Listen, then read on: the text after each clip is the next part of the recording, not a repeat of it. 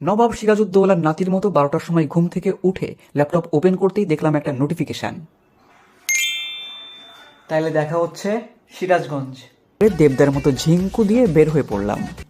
একটা গল্পের খোঁজে আমরা যাচ্ছি সিরাজগঞ্জ। রেল স্টেশনে একা একা আসলেই নিজেকে আমার শাহরুখ খান মনে হয়। চলো একটু পোজ দেই।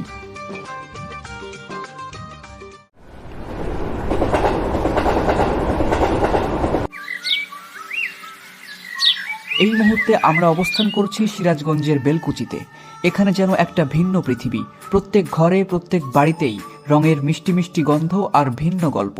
হাত চলছে, মেশিন ঘুরছে, আর তাতেই তৈরি হচ্ছে নতুন শাড়ি, নতুন লুঙ্গি।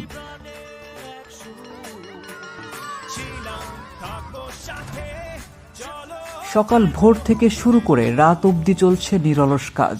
কোথাও সুতো, কোথাও রঙের, কোথাও শাড়ির, কোথাও লুঙ্গির।